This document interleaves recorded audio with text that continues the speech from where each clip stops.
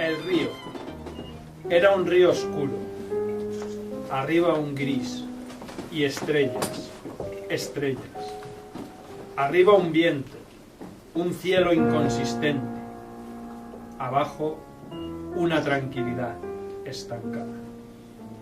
Árboles atascados en la orilla. Bajo la inmensa piel de la tarde, distraídos al tiempo, van creciendo rostros sin señas, cuerpos sin manos. Van creciendo espantos en el río, en las rocas. El viento aúlla desde lejos el viento. Mujer iluminada, lo que te ilumina, lo que te hace grande, no es tu frente clara ni la cintura fina, no es la risa, no es tu voz, ni tus manos blancas, ni la noche de tu pelo. Obligaciones. Hoy tendré que decirles a mis amigos los árboles que ya no están. A ellos que una vez me vieron feliz venir a contarles de su voz. Y yo oiré con envidia el susurro de sus hojas, el ruido de sus ramas que se rozan en un abrazo. Veré sus sombras que buscan el cerco, las piedras, los troncos caídos. Y yo tal vez tranquilo veré cómo sus frutas hermanas caen, golpeadas por el dulce empujón del sol o la fuerza del viento. Cómo dan al suelo con una sonrisa abierta y con su fe entera hacia la tierra. Un rayo tenue cruza el laberinto de hojas. Hemos hablado y me voy despacio, intacta la fe. Testimonio 1. No hace 2 segundos que el sol se descolgaba por la ventana y ya la noche ha caído. Tomo mi piel de gata y me lanzo a las calles con mi desprecio a la gente. Me escurro despacio porque hoy, noche de diciembre del año tal de nuestra vida, en Guelph, Ontario, el aire está más susceptible. Los árboles cargados de hielo se estremecen sin razón. Habrán oído una noticia. ¿Habrá muerto alguien conocido? Calla la calle. El café vacío enfrente. Sin esas muchachas de incansables años. Los chicos asustando con sus patines. Las sillas que se burlan de mis ojos. De mi piel brillante, de mi movilidad. Yo, gata negra que no entiende. Sigo mi camino, que me han dejado herida. Sigo mi camino, no han dicho una palabra amable. Sigo mi camino, no han notado mi blancura. Sigo hasta el puente de piedras, hasta la cuesta negra donde me detengo y veo la ciudad despacio, serena, lejana.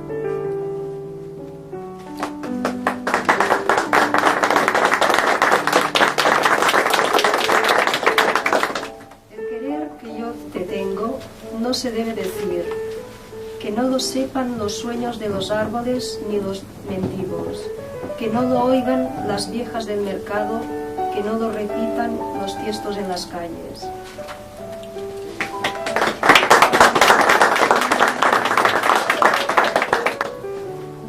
El loco, el triste.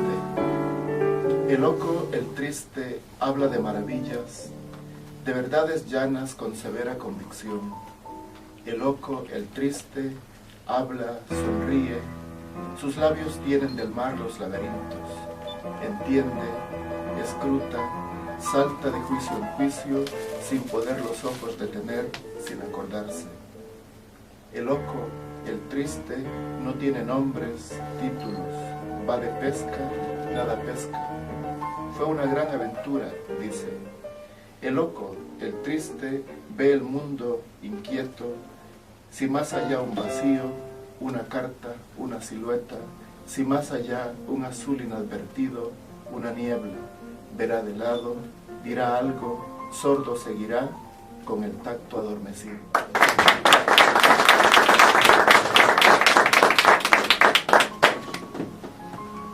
Paciencia. ¡Qué paciencia la de la nieve para caer, con tanta monotonía! Al menos eso creo cuando por la ventana veo esos puntitos blancos que uno tras otro se lanzan contra la tierra, golpeándola, suicidándose. Algunos caen en las agujas de los pinos y se quedan suspendidos por días todavía con sus sueños abiertos, mientras que las ramas los arrullan, los mecen, los miman, los cubren de viento, les rascan la cabeza. Qué paciencia la del árbol para soportar tantos días, casi sin moverse, para que no despierte la densa tristeza de la nieve.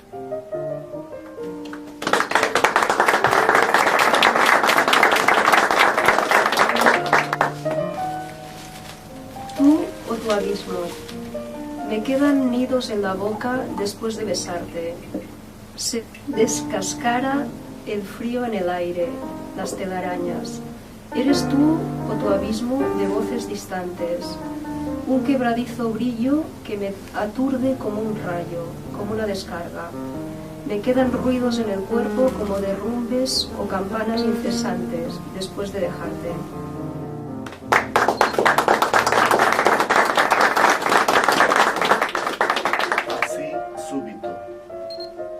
Te dije que esperaras, que de noche hay ríos que se agigantan, árboles de brazos fuertes que te pueden asustar.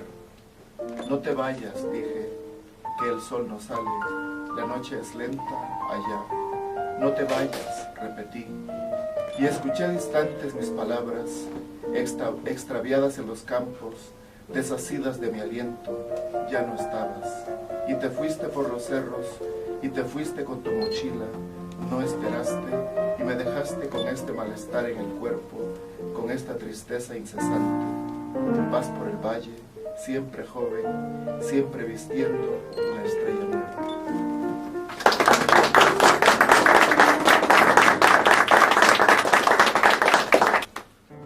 Bien, buenas noches a todos. En una velada más en el Espacio Nirán, que tiene a bien acogernos nuevamente. Quiero agradecer a todo el público asistente su presencia hoy, como suele ser habitual, para acompañar en este día nada menos que al profesor Julio Torres Recinos. Digo profesor porque siempre me gusta puntualizar esto, ya que es una noble tarea, la de la docencia. Él ejerce en Canadá, en una ciudad que de no tenerla aquí apuntada me resultaría imposible pronunciar. Saskatchewan.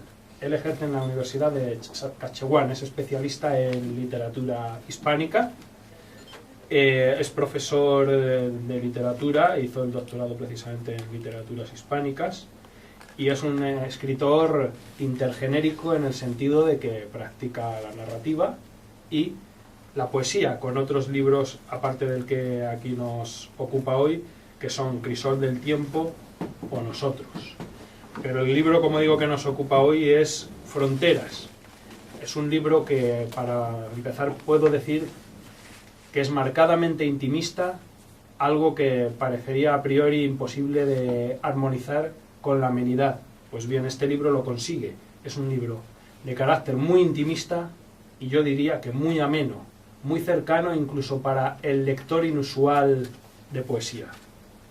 También nos acompaña hoy otra contertulia habitual de este espacio, que es doña Rita Martorell, una muy joven, diría yo que insultantemente joven artista plástica, de una trayectoria inaudita para los pocos años que cuenta.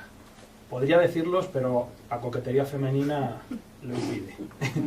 Y bien, hecha esta pequeña broma, le agradecemos mucho que haya tenido a bien acompañarnos. Dicho esto, y antes de pasar la palabra a mis dos entrañables contertulios, he traído preparado un pequeño speech, un pequeño discurso, y es que no me quiero dejar nada en el tintero, y voy a hacer ese ejercicio al que tantas veces los profesores de literatura sometemos a los alumnos, que es un poco un comentario de texto, mis impresiones acerca del texto que yo he podido disfrutar en los 2 últimos días en los que lo he paladeado. No voy a hacer un comentario de texto de un poema concreto, sino voy a entresacar los valores literarios genéricos o las características y matices que yo he podido dilucidar. Dicho esto, voy al texto en cuestión. Fronteras me parece un recorrido a través del paisaje emocional de Julio Torres Recinos.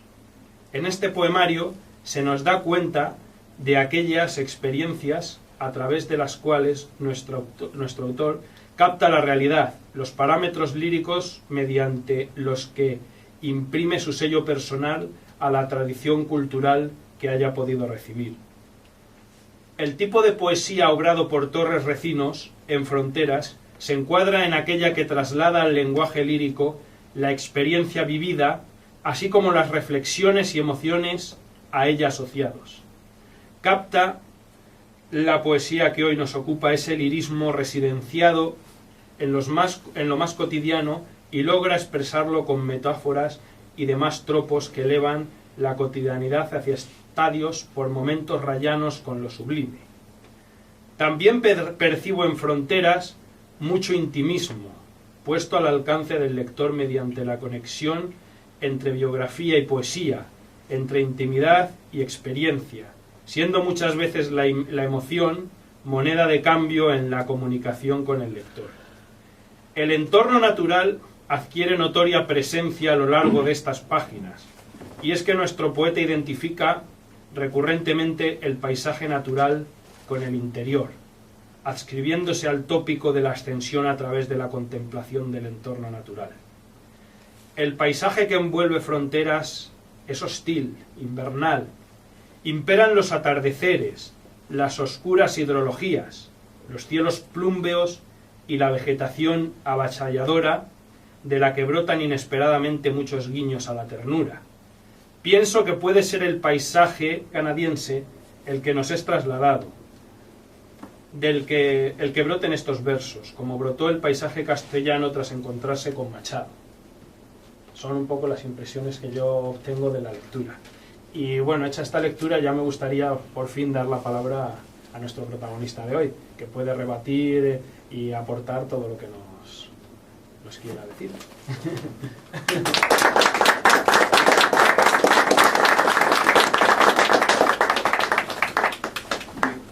Antes que nada, quiero darle las gracias a Diego y a Rita por acompañarme y también a ustedes por haber venido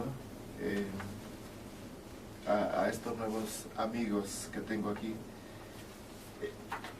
Creo que el comentario que ha hecho Diego es un comentario que capta en realidad mucho de lo que yo he tratado de hacer en Fronteras. Lo que pasa con la poesía, como yo lo escribo, es la poesía donde trato de expresar un viaje vital. Es en realidad mi viaje vital. Entonces lo que hay ahí son muchas de las emociones, mucho de lo que yo he pensado, de lo que yo he sentido, muchas de mis impresiones sobre diferentes aspectos de la vida, sobre diferentes ideas. Y entonces en ese sentido es una poesía muy cercana a mi vida, a mi manera de ver el mundo, ¿no? Y para bien o para mal, ese es el tipo de poesía que yo escribo. No sé qué dimensión psicológica tenga eso, ¿no? Pero creo que hay cierta validez al hacerlo, ¿no? Al tratar de expresar esas emociones y tratar de expresarlas en un lenguaje que espero sea un lenguaje que el lector pueda entender y al mismo tiempo pueda revivir o identificarse con esas emociones que yo he tratado de poner ahí, ¿no? Con esas ideas que yo he tratado de poner ahí, ideas como por ejemplo la idea del amor o del desamor, la idea de la muerte, la idea del desarraigo, la idea de la nostalgia, de la soledad, de la familia, etcétera, de la importancia de la familia. Son algunas de las cosas que yo he querido poner en el libro. Quería preguntarle, los motivos principales de su inspiración, o sea, a lo largo es algo muy personal, me imagino, pero es lo que ha sido parte de su obra. O sea, ¿ha tenido algún motivo así como muy fundamental que me ha perseguido para escribir los poemas? ¿O ha sido fragmentos a lo largo de su vida? Muchos de los poemas responden a algunas vivencias, algunas cosas que yo he visto. Creo que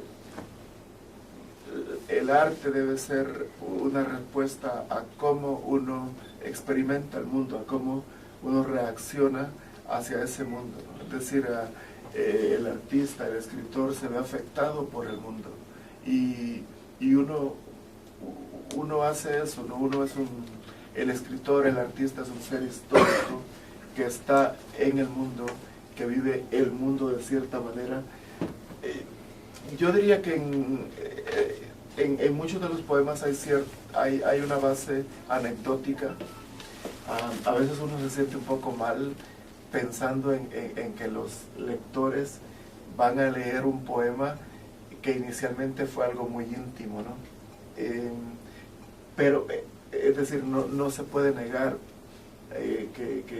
que a veces hay un referente real, una experiencia y todo eso, ¿no? En muchos de los poemas, y creo que no sé, ¿no? En eso también reside el efecto de verdad que tienen esos poemas, ¿cierto? Es decir, por ejemplo, si pensamos, ¿no? en las coplas a su padre, de Jorge Manrique, es decir, es de aprovechar esa vivencia, ¿no? Es de aprovechar esa vivencia y de hacer algo que tenga validez literaria, pero también que tenga validez para la persona que lee eso, ¿no? Es decir, ¿quién no siente la injusticia de la muerte cuando, por ejemplo, se nos muere un ser querido, ¿no? Los sentimientos que Manrique expresó ahí son válidos para la gente. La injusticia de la muerte, la brevedad de la vida, etc. Así que, sí, muchos de los poemas tienen una base anecdótica, algo que pasó, algo que viví, porque yo creo que la literatura es importante también, pero es más importante la vida, ¿no? Uno tiene que vivir, uno no puede ser una cucaracha de libros todo el tiempo. Es importante vivir y es importante experimentar la vida, ¿no? Experimentar y ser esposo, y ser padre, y ser hijo, y etcétera. ¿Cuántos años iba en Canadá? Bueno, llevo 25 años de vivir en Canadá. Llegué a Canadá en agosto del 88, entonces redondeando son 25 años. Canadá ha sido un país muy generoso, es un país muy, muy grande en todo sentido, ¿no? En su generosidad, así como también en su extensión, ¿no? Es muy grande y es un país al que le estoy muy agradecido, ¿no? Es un gran país. Pues a mí me gustaría también, alternando, ir desentrañando algún poema, si lo tienes a bien. Sí, pues no siempre se tiene, a mí alguna vez se me ha tachado de, ¿verdad? No a todos los autores les gusta que se les analice o se les desentrañe, porque también es verdad que se corre el riesgo de sobreinterpretar, entonces no siempre se tiene el privilegio de tener aquí al autor con el que poder departir y ver alguna serie de cuestiones, ¿no? Entonces me gustaría tratar sobre algunos de ellos. Por ejemplo, el que he leído yo, el primero, El río. Veo que utilizas mucho el recurso, la figura del río, y hablabas de Manrique, también he visto algún guiño manriqueño en algún otro poema, en Nada sabemos, por ejemplo. Y el río, no sé si lo entiendes como transcurso irreversible de la existencia, ¿no? Es una figura universal, no sé si lo ves por ahí. Y veo que también observas muchos ríos o lagos o zonas de agua de colores oscuros. ¿Hay algún significado ahí oculto?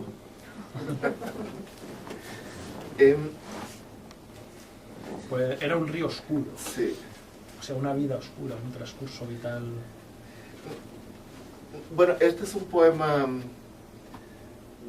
difícil, creo yo, de analizar, difícil también de comprender. Tiene muchas aristas. Sí, y la verdad es que es un poema como muy onírico, ¿no? No sé, la verdad es que no, lo escribí hace mucho tiempo y no recuerdo por qué lo escribí. Era, no sé, no, a veces me gusta incluir ciertos poemas que se salen de las casillas establecidas, ¿no? Y experimentar con otras cosas. Tratar, ¿no? Es un poema, por ejemplo, muy fragmentario, pero tratar de experimentar con otras formas, con otras temáticas, ¿no? Veo en él una imagen muy potente que dice bajo la inmensa piel de la tarde. A mí esa atribución dérmica a la tarde me produce una densidad, o que sería como la densidad cromática del crepúsculo, ¿no? que parece que adquiere corporeidad, ¿no? Me sugiere a mí. Sí. Luego también hay muchas cosificaciones a lo largo de este poema y algunas personificaciones. Un cielo inconsciente, van creciendo espantos en el río. Y había notado yo, la realidad a veces se escapa por su inconmensurabilidad y el paisaje canadiense es muy, como decía yo antes, avasallador. Los fenómenos atmosféricos se nos escapan. Entonces en esa cosificación podría ser un deseo quizá inconsciente de asir toda esa magnificencia que se escapa totalmente a nosotros, seres muy finitos. Y luego también, a la inversa, tenemos pues, por un lado la expresión de inalcanzabilidad y por otro lado el deseo de asirla, ¿no? Veía yo ahí. Luego, también tenemos el de Testimonio 1. Ajá, sí. ¿Qué es la gata? ¿Quién es la gata? Hay en mis poemas muchos elementos, a veces así como hay poemas que son muy sombríos, muy densos, pero también a veces hay poemas que son muy lúdicos, ¿no? que son juguetones, que juegan. Sí. Y la gata en este caso es una gata, nada más que a veces los personajes, esas personificaciones no nos permiten decir cosas y no sé por qué no podría decir, así como tampoco no podría dar una explicación al poema anterior y yo no pretendería dar una explicación porque no funciona así la literatura, es decir, cuando uno a veces escribe algo, uno no sabe y Bogdan lo podrá atestiguar también, que uno no sabe por qué uno pone un color aquí o una forma o distorsiona esto. El proceso creativo yo creo que es muy misterioso también, es decir, uno tiene una idea, pero al final viene una cosa o se va uno por otro lado, pero al final tiene sentido, ¿no? Y al final uno lo deja. Así que no sé, no sé qué es la gata y por qué salió la gata ahí en realidad. Decía, no sé si conoces a José Ángel Valente. Ah, sí, claro. De la generación del medio siglo. Pues decía Valente en un ensayo, que también aparte de buen poeta era muy buen ensayista literario, decía que ciencia y poesía operan sobre esos campos de la realidad por conocer. Ambos son dos medios de conocimiento. Uno sigue el rigor científico y lo otro opera sobre lo que la ciencia no puede arrojar luz, claro, pero que se siente, que está ahí, ¿verdad? Sí, bueno,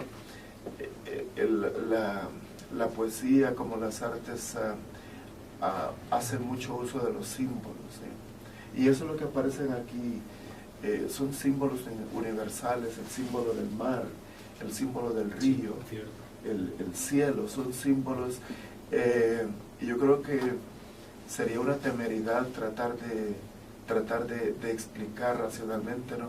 Por qué en el momento de escribir aparecen esos símbolos ahí, ¿no? Es decir, creo que hay algo genético o inconsciente, ¿no? Que hace que lo atraen a uno, ¿no? Que lo atrae la inmensidad del mar a uno, por ejemplo, o la noche, por ejemplo. Todos esos son símbolos, ¿no? El sol, la lluvia, son símbolos, pero yo no sabría cómo explicarlo, yo escribo poemas, Diego.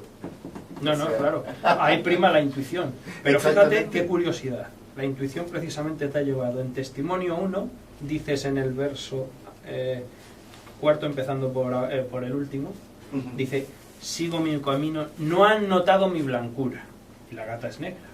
Pues si avanzamos unas hojas más allá, en Mujer Iluminada, que lo ha leído Rita, dice en el último verso, porque el poema es corto, dice, lo que te ilumina, lo que te hace grande, no es tu frente clara, ni tu cintura fina, no es la risa, no es tu voz, ni tus manos blancas, ni la noche de tu pelo. O sea, hay una paradoja como en la blancura de la gata. Ellos no ven la blancura de tu negrura y dice, ni la noche de tu pelo, le dice a la Mujer Iluminada. Es un pelo iluminado pero nocturno, negro. O sea, ahí has jugado también con ese juego de paradoja, ¿no? Claro. Cromática. Sí, sí, exactamente, sí. Cuando me mudé a Canadá y dejé Centroamérica, el impacto es muy fuerte, ¿no? Es otro país, es otra cultura, es otra lengua, es otro paisaje, es otro clima. Y yo creo que hay, creo que el paisaje y el clima es algo que como que lo transporta a uno y uno añora a volver a eso que lo conectaba a uno tanto a la vida como uno la experimentaba, ¿no? Las tardes soleadas del Salvador que son muy únicas. Es un país tropical donde llueve, a veces llueve y llueve mucho, pero después deja de llover y sale el sol y es algo que otros países no experimentan, esos fenómenos atmosféricos, ¿no? Así como se experimenta, por ejemplo, aquí una lluvia en España o la nieve en Canadá, por ejemplo. Entonces, y son cosas que nos conectan a cierto lugar. Permíteme, entroncando con el tema de la nieve, el otro poema que hemos leído, Paciencia. Nos pone en la pista de que eres un contemplativo. Y la conversación previa a este acto que hemos tenido tú y yo también me corroboraba eso. También, hilando por otra vía, pero que va a conectar con lo que digo, cuando te refieres a la nieve, veo esos puntitos blancos que uno tras otro se lanzan a la tierra, golpeándola, suicidándose. O sea, esto nos pone en la pista de una persona que se deleita en la contemplación de una gota de nieve que se queda asida a la rama del árbol y otras que se caen suicidándose. Y luego te quiero preguntar otra cosa, ya no me pongo más pesado, prometo que va a ser la última. Y a ver si hay la explicación, no tiene por qué haberla, estamos en el terreno de la poesía. Nada sabemos. Es un poema que luego leeré, que habla de los desastres ecológicos, ¿no? Y naturales. Y veo que aquí te pones un poco de la parte del huracán, ¿no? Lo humanizas un poco y dices, el pobre huracán hecho de viento, agua y otros desastres psicológicos, o sea, como la venganza, ¿no? de las fuerzas de la naturaleza. ¿Sería así? ¿Estaría yo? Sí. Ah, vale. Y luego aquí tienes otro guiño, como decía también, a Jorge Manrique. Muy bonito, nada sabemos o muy poco en realidad. Hay tantos interrogantes como ríos que ignoran su curso, qué orientación seguir y deciden guiarse por las montañas, confiando en que vuelta tras vuelta llegarán a su destino. En muchos de mis poemas hay una cierta aproximación filosófica a la vida. En este caso del poema es, contemplar la pequeñez en realidad del ser humano, ¿no? Hay cosas que son naturales, que pasan, como por ejemplo las inundaciones, los terremotos, y eso creo que nos debe enseñar que nosotros dependemos del planeta, ¿no? Que ante esas cosas no importa quiénes somos o qué somos, ahí nos está diciendo lo humano que en realidad somos, ¿no? Y que debemos entender eso, es decir, no es que No es que el planeta esté en contra de nosotros, es que así son las cosas. 2 poemas per cápita, para gusto y fruición del respetable. Dijiste que te ibas a matar dragones de trajes verdes. Armado de hierro y fuego te echaste al mar.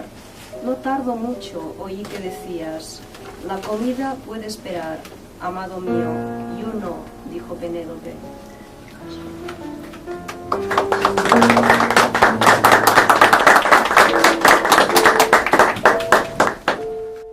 Serenidad. Cae la noche. Los remeros dejan de hablar y descansan. Solo el mar con sus aguas tienta el barco. Tengo miedo. Me hablas de mi hijo. Ha crecido solo y no tiene padre. Triste época, Penélope. Triste tiempo para andar de país en país y oír la palabra extranjero en boca de la gente. Tener que respetar a nuevos dioses. Hablar nuevas lenguas en búsquedas inútiles, probar nuevas comidas. La noche cae y tú te acercas de modo ciego, amorosa, con tus navíos lista para el asedio, para ser capitana en mis horas vacías. Amor alucinante, brote de bronce. Un día te veré, serenidad, y me olvidaré de las olas y del sueño.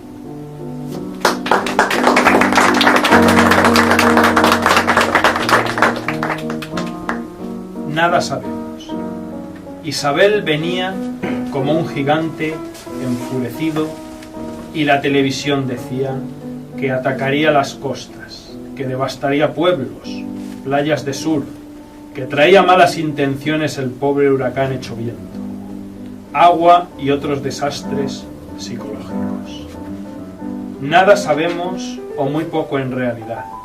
Hay tantas interrogantes como ríos que ignoran su curso, qué orientación seguir y deciden guiarse por las montañas, confiando en que vuelta tras vuelta llegarán a su destino.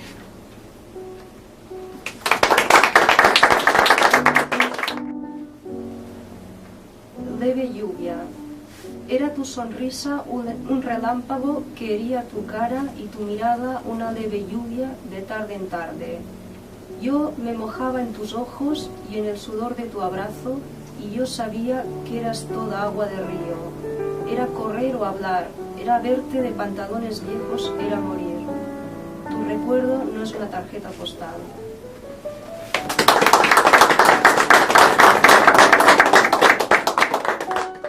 Cien años. Cuando en 100, 200 años alguien cuente, invente esta historia, o la historia de otro exilio, de otras quemaduras, de este ronco andar, cuando se refieran a esta hazaña y sus desaciertos, y no se diga el dolor que devora mis labios, y no se sienta la viudez de la guerra, los huérfanos, los deshijados, los que murieron sin abril en sus sendas, en un parque entonces, en un banco alrededor del verano, las moscas, los viejos rían, disciernan sobre el progreso, los principios, el aire acondicionado, la libertad de los ángeles, 5, 7 siglos atrás, 5, 7 años atrás, se bate un hombre, una mujer, contra su propia ausencia.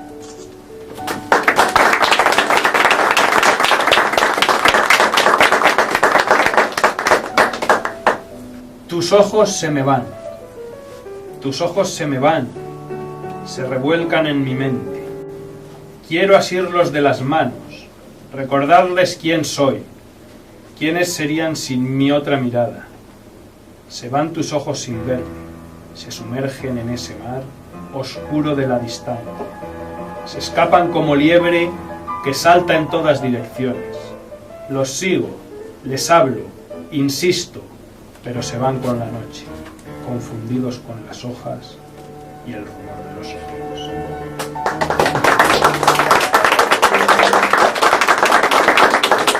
Bueno, pues me da mucha pena porque tener que terminar ya, porque se había generado una atmósfera poética que producía incluso cierta levitación. Yo diría que nos hemos elevado siquiera unos centímetros, tomando como referencia el piso del local. Pero bueno, todo tiene su fin Y aquí se acaba esta maravillosa velada en la que hemos tenido el honor de contar con el profesor Julio Torres Rencinos, gran poeta. Muchas gracias.